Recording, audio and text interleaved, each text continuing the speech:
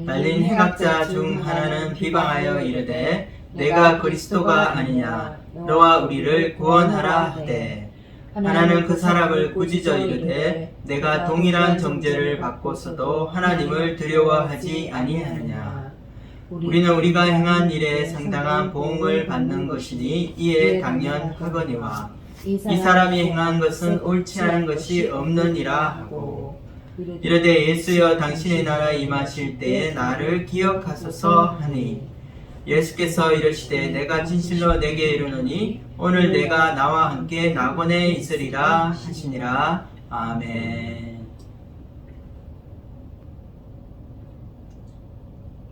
최근 2년간 이 한국의 출산율이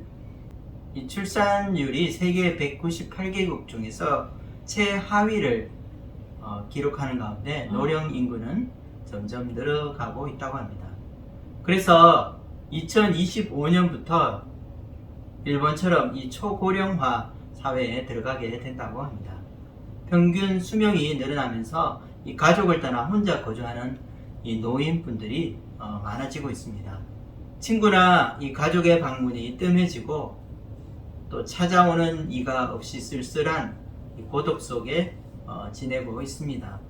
몸도 마음도 이 허약해지는 노년기의 가장 큰 두려움은 아무도 찾지 않는 가운데 쓸쓸하게 혼자서 이 죽음을 맞이하게 되는 것입니다.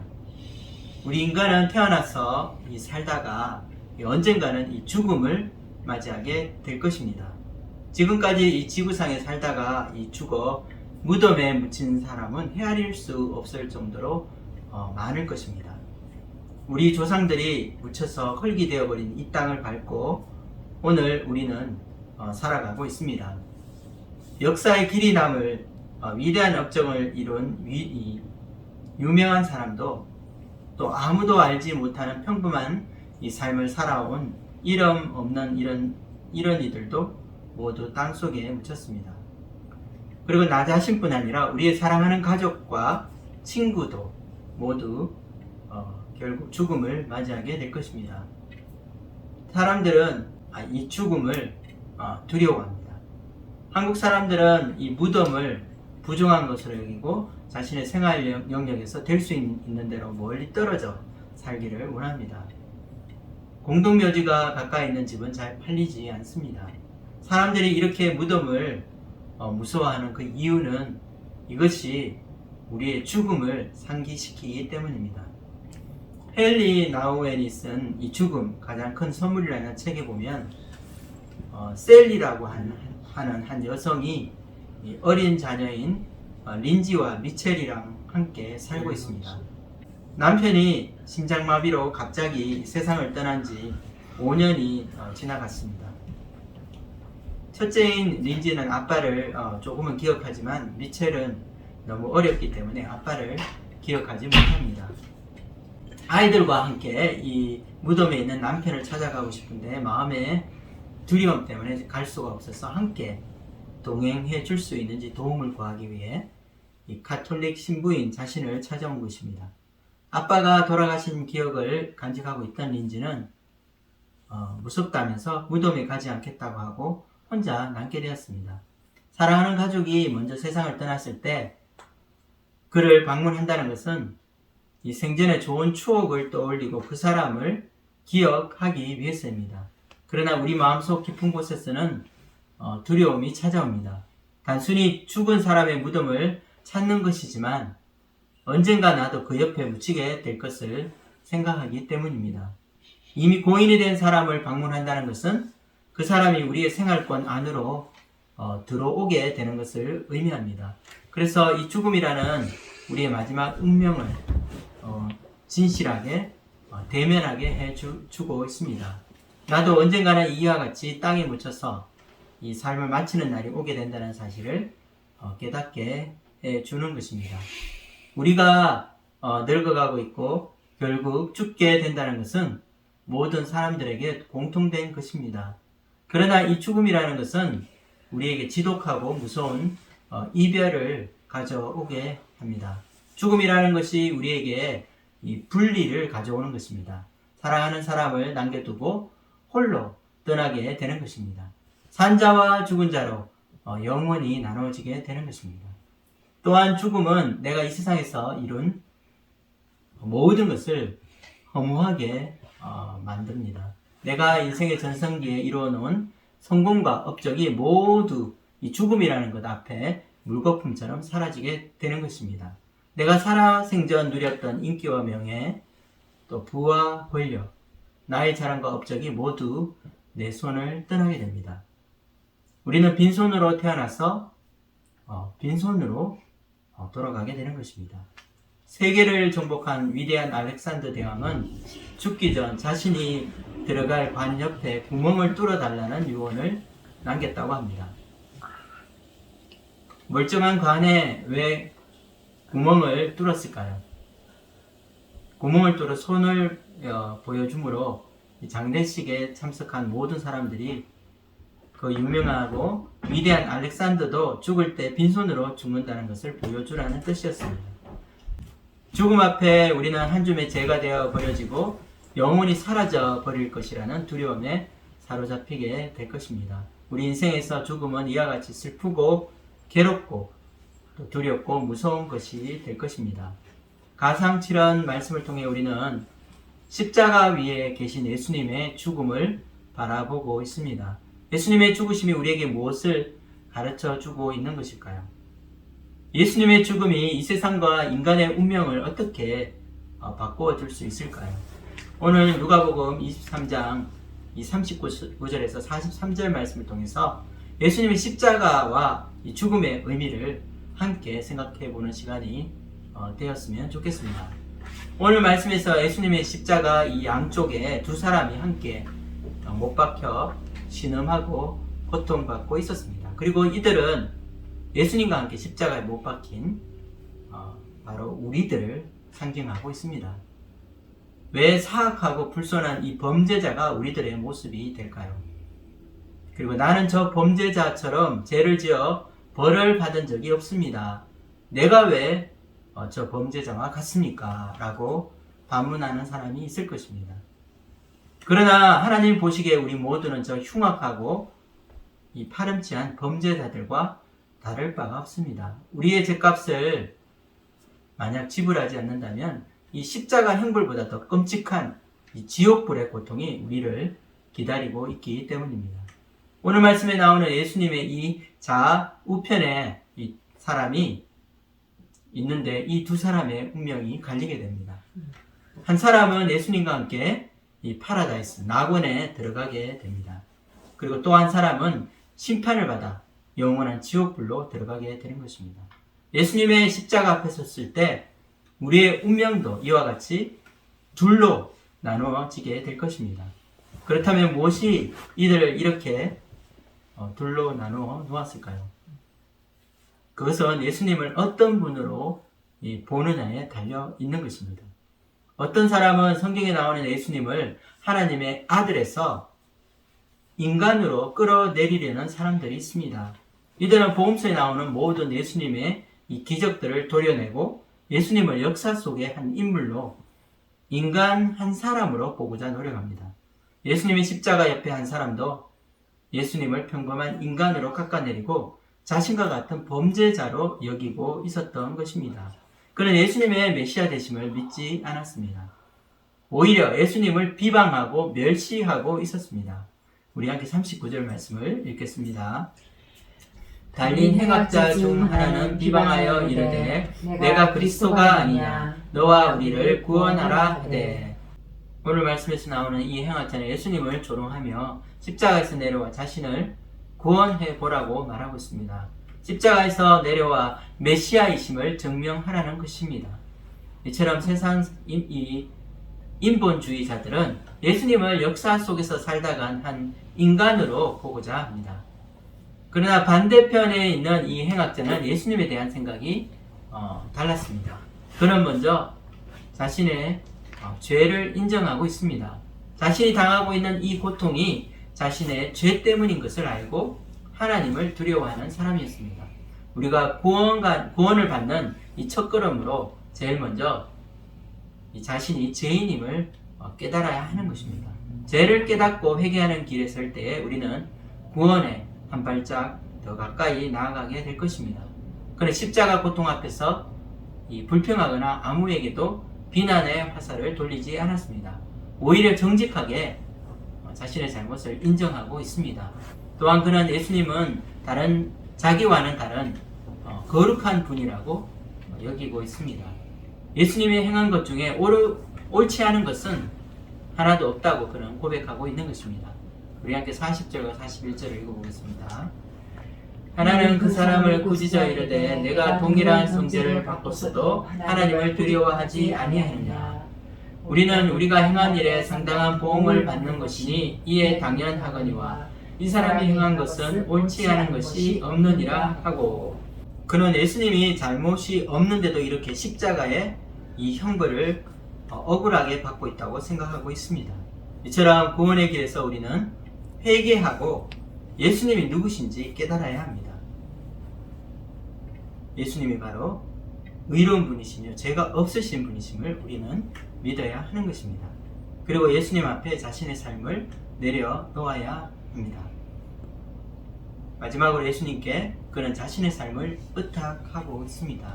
하나님의 나라가 임할 때에 자신을 기억해 줄 것을 부탁하고 있는 것입니다. 42절 말씀 읽겠습니다.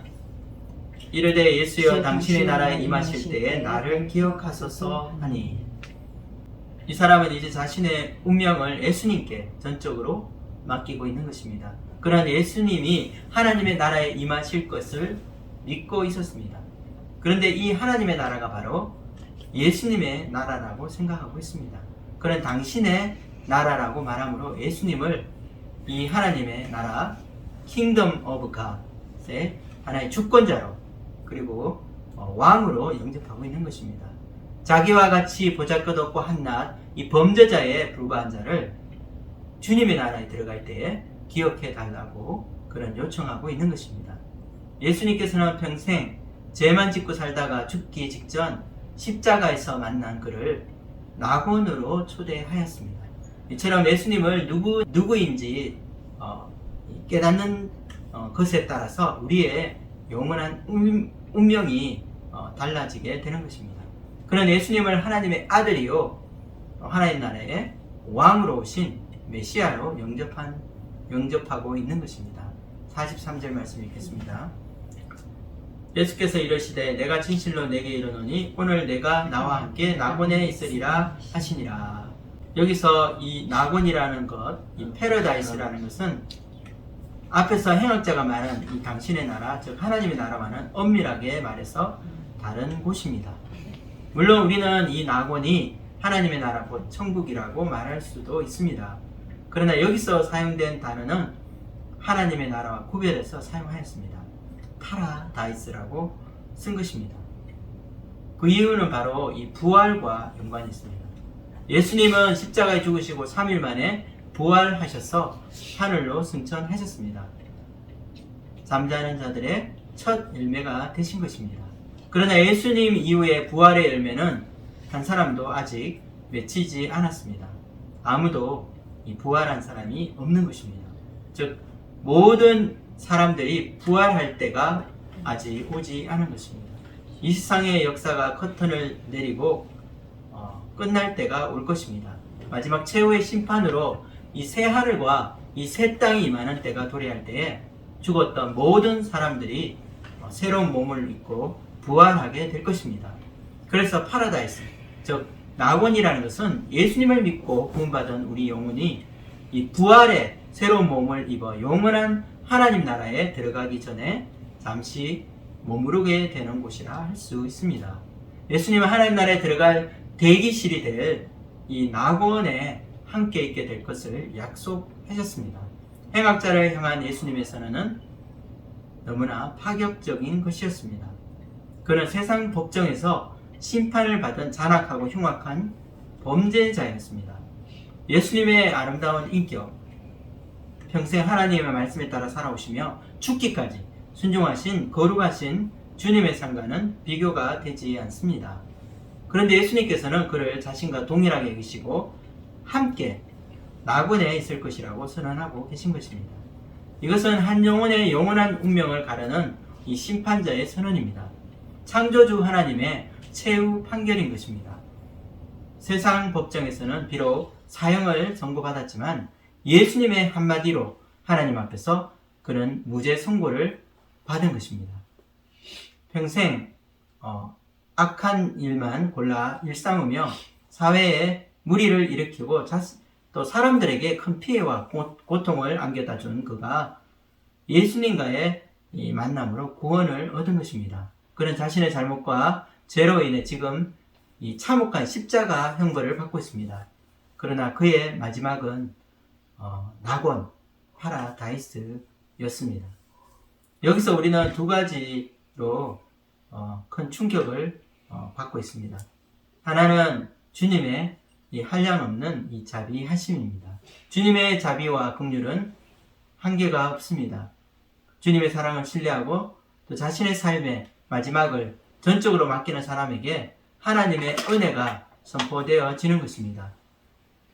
어떤 죄를 지었든 또 어떤 악한 삶을 살았든 예수님 앞에 나와 회개하고 그의 삶을 온전히 주님에게 맡길 때에 새로운 인생이 열리게 되는 것입니다.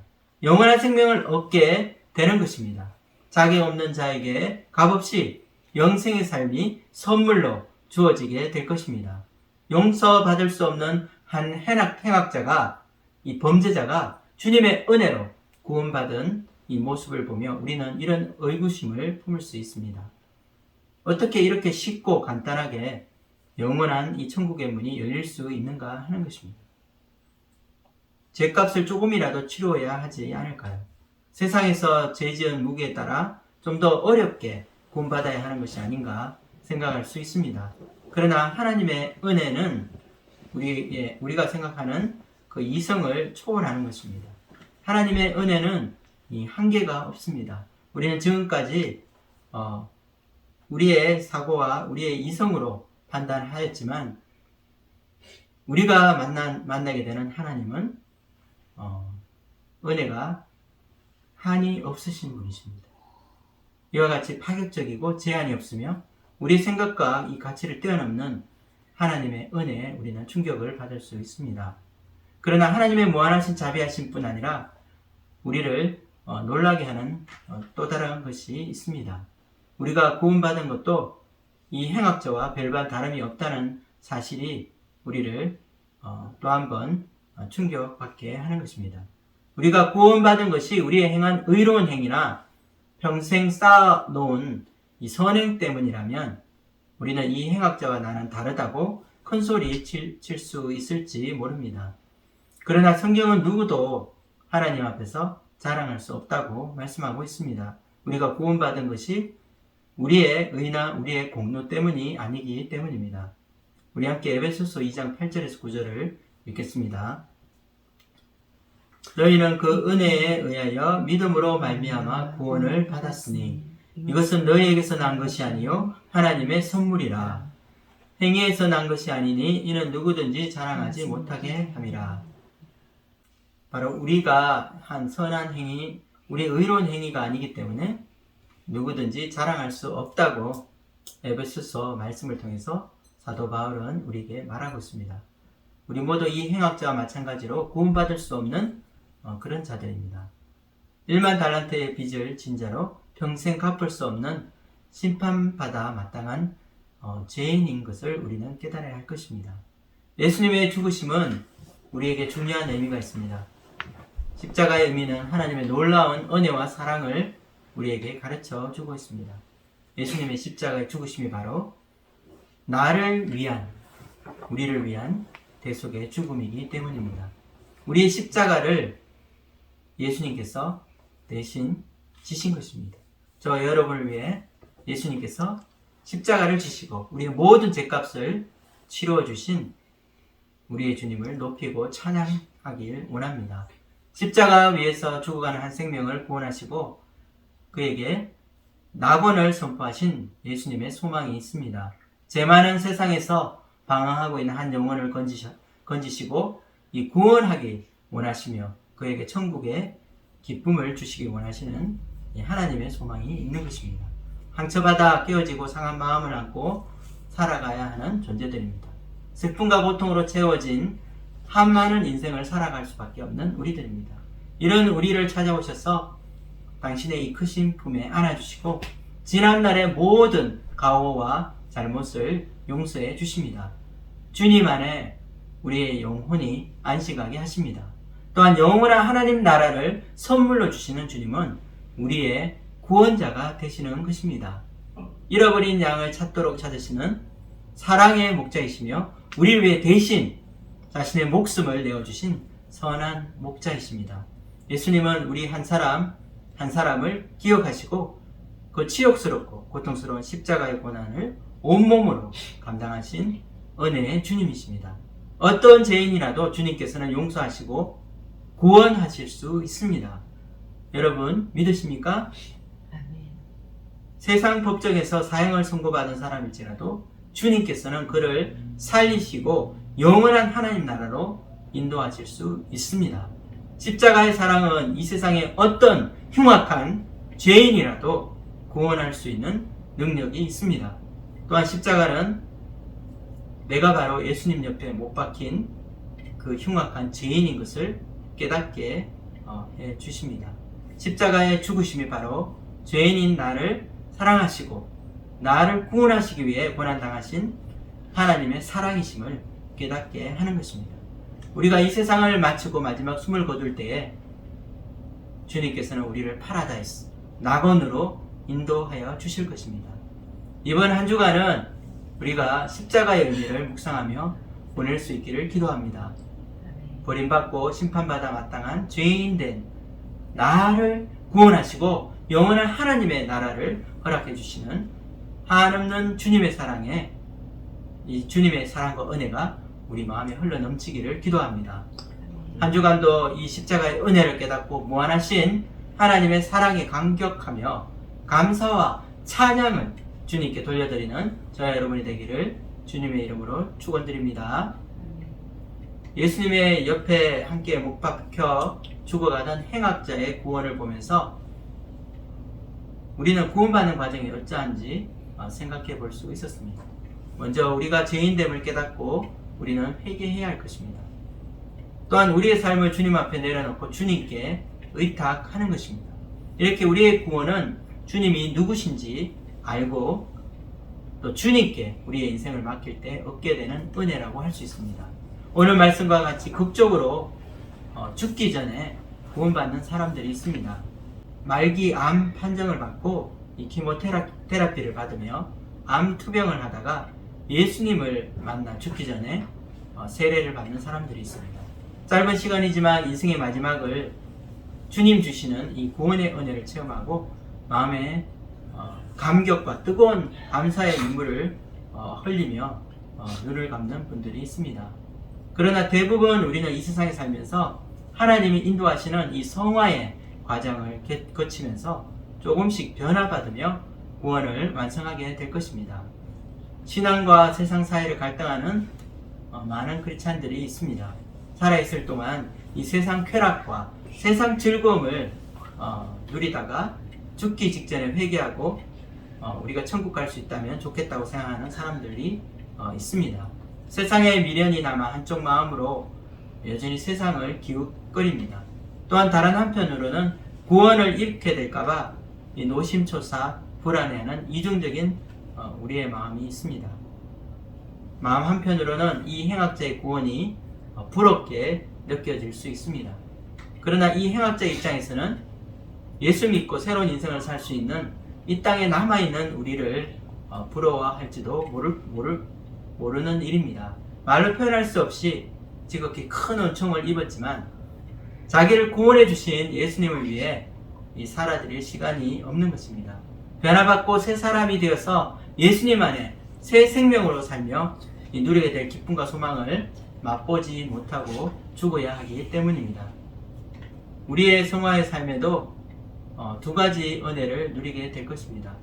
우리는 믿음으로 살아가지만 이 십자가 앞에서 나 자신의 이 죄악된 모습을 더욱더 발견하게 될 것입니다. 또한 나 같은 죄인을 살리신 주님의 은혜를 찬양하며 우리는 살게 될 것입니다.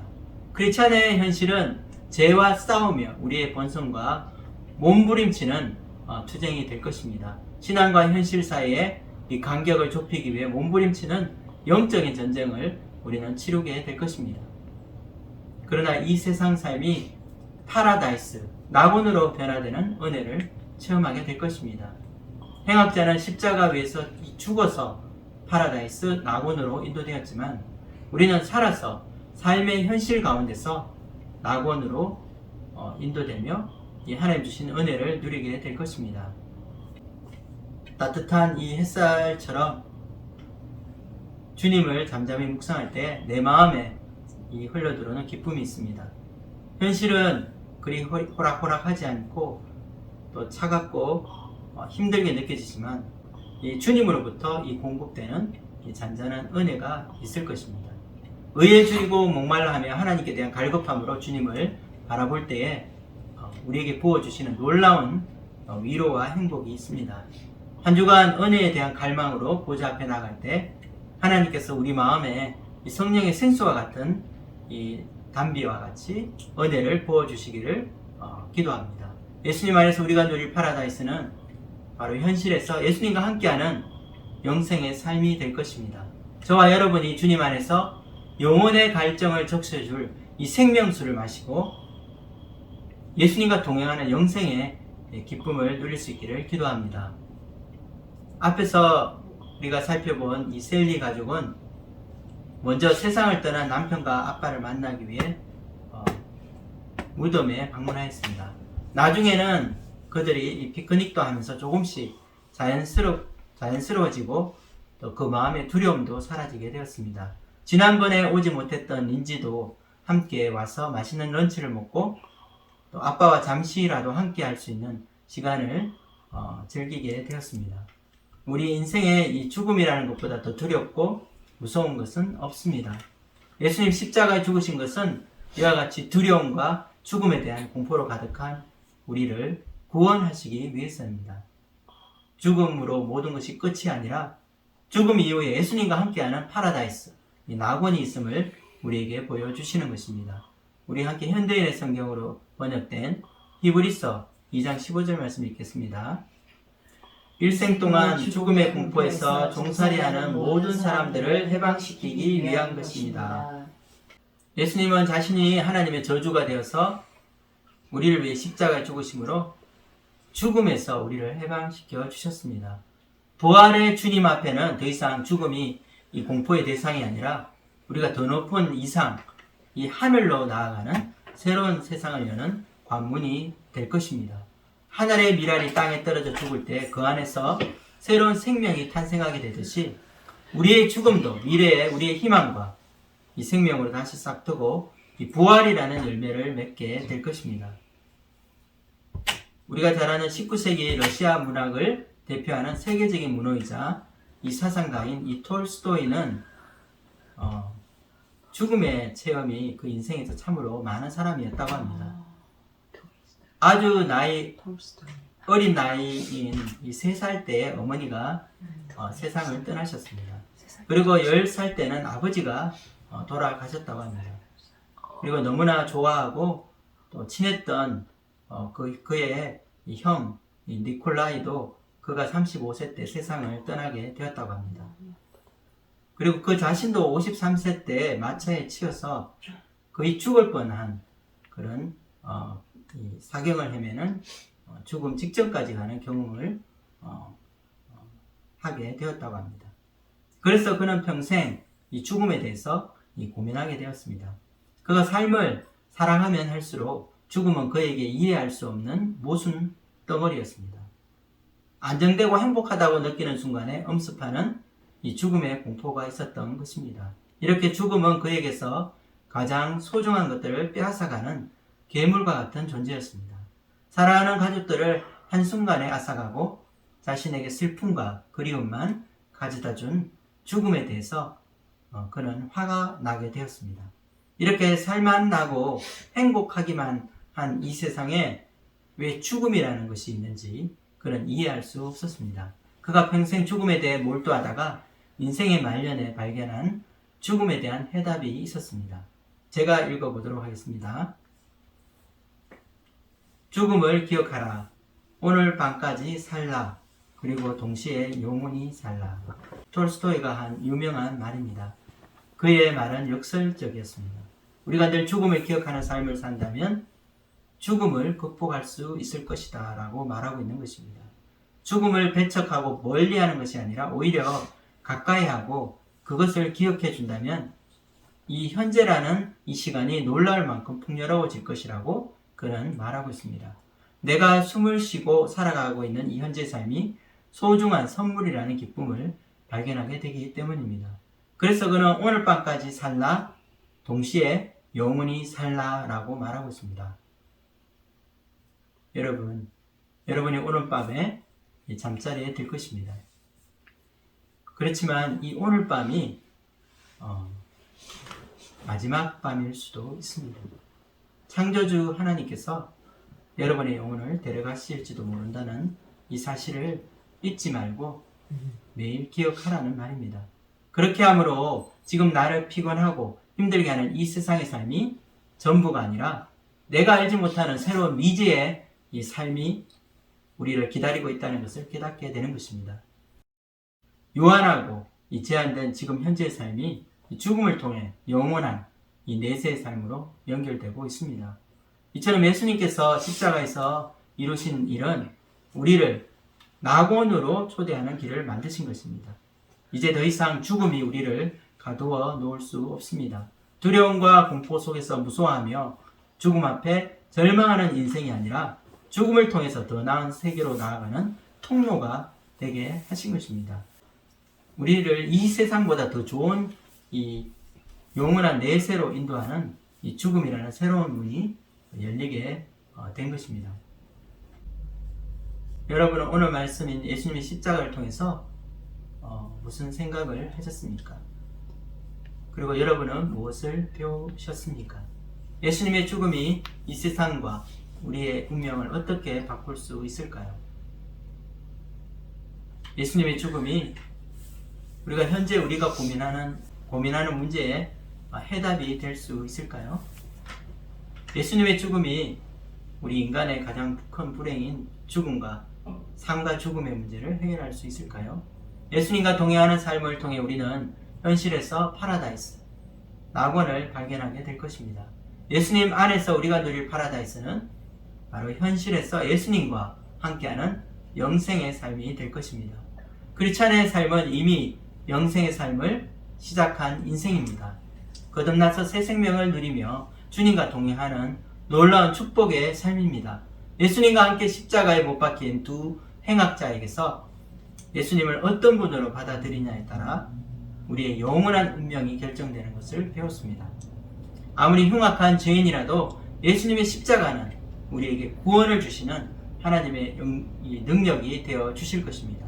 또한 우리가 구원받는 이 길은 먼저 우리가 회개를 통해서 자신이 바로 죄인인 것을 발견하고 하나님 앞에 나의 전 인생을 내려놓음으로 시작되는 것을 알 수 있습니다. 우리가 십자가 위에서 발견한 파라다이스, 이 낙원이라는 것은 주님 우리를 위해 대신 죽으심으로 우리에게 주신 선물이었습니다. 두려움과 죽음에 대한 공포로 무서워하는 우리를 구원하시고 우리를 이 죽음의 권세에서 해방시켜 주셨습니다. 이제 부활의 주님 앞에서 죽음은 우리의 끝이 아니고 영원한 삶의 시작임을 여러분은 믿으시기 바랍니다. 한 주간도 영생의 삶이 되시는 주님과 동행하며 주님 앞에서 인생의 소중함을 발견하고 또 죽음을 통해 더 나은 영혼의 세계로 나아가는 저와 여러분이 되기를 주님의 이름으로 축원드립니다. 기도하고 마치겠습니다.